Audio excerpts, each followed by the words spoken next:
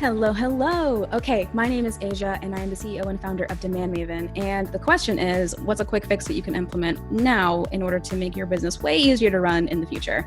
And hands down, I have to say, it's paying off your analytics debt today, right now, if you possibly can. What is analytics debt? Well, it's actually based off of a term that you might actually already know, especially if you're a technical founder or a co-founder. You might have heard of technical debt or code debt, which basically just means as you implement certain parts of your product, there's going to be certain parts of the code base and even just certain investments technology-wise that over time prevent you from growing in some kind of way. It could also just be impacting overall operations. The code base isn't as efficient, especially as the product and the business grows and matures. Especially so as you start making certain decisions about how certain features are implemented, how certain things are coded, and also how certain parts of the platform, again, are implemented, you over time just naturally incur this technical debt. You'll have to naturally start making decisions about if you tackle rebuilding certain parts of your product or even replacing certain technologies. And also what's just kind of okay to kind of turn a blind eye to for now, but knowing that you'll get to it and fix it or replace it in the next 6 months, could even be up to several years. And not all technical debt is necessarily bad debt. You naturally incur it. It's really up to you, the founders, the engineering team, and then of course the product team to decide what makes more sense to tackle now versus later. But as long as you are aware of the choices that you make and also the choices that you don't make, that's what technical debt is all about.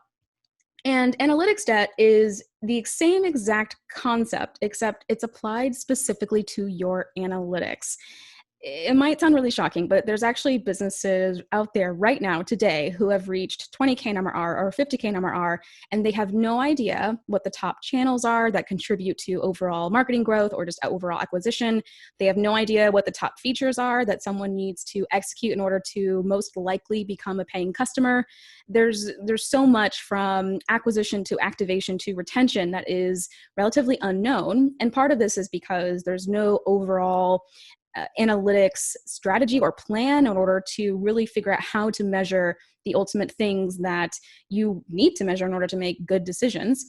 And on top of that, the interesting part about analytics debt is that it really starts from day one. It really starts from day one, building the product, and then of course, launching it, going to market with the product, and deciding what are the features and just customer segments that we need to be able to measure, and how do certain cohorts over time perform.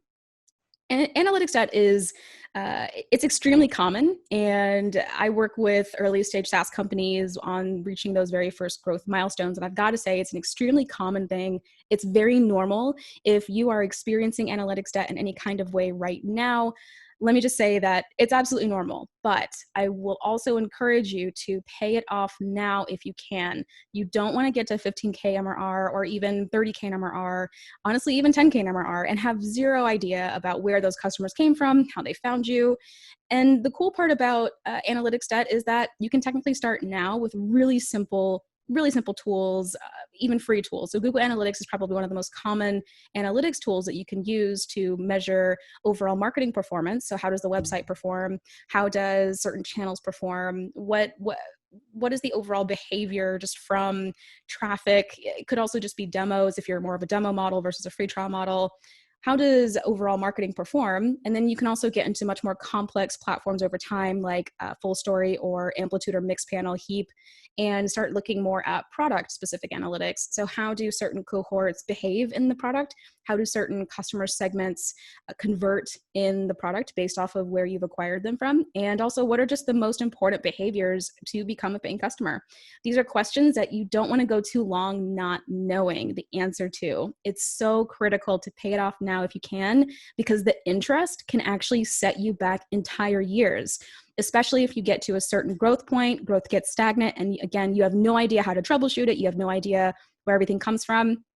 There's really three kinds of analytics debt that I've identified, and I'm sure there's certainly more, but the most common ones, hands down, are product analytics, marketing analytics, and of course, business analytics. Product analytics, I mentioned a few platforms already, but you can look at things like even user list. There's also Mixpanel, Amplitude. And then, of course, there's marketing analytics. Some of the most common platforms have to do more with attribution, and then of course just overall website performance. Google Analytics, I would say, is extremely common to start with, and then layering on complexity over time using tools like maybe a HubSpot, or it really just depends, of course, on your business from there. And then lastly, there's business analytics, just very simple metrics and KPIs like lifetime value or average revenue per user, or how long does a particular cohort stay with you of customers, and what is the overall retention after 6 months, 12 months? Being able to answer those questions with like a subscription metrics platform, something like Profitwell or Baremetrics or ChartMogul. And again, like this tackles maybe more the subscription side. And then at the end of the day, especially if you are technical, you can, of course, leverage your own database of information to pull whatever number of reports you need to pull. But just make sure that you actually can, and make sure also that you have a plan for thinking about what are some of the unknowns in your business today, and then start figuring out like what are the tasks that we need to define so that we can start tackling that.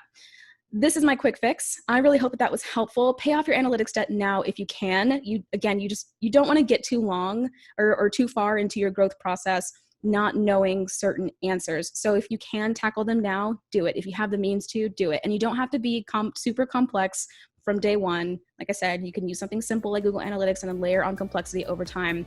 But you really want to be able to answer some of those fundamental questions. Thanks again. Have a good one.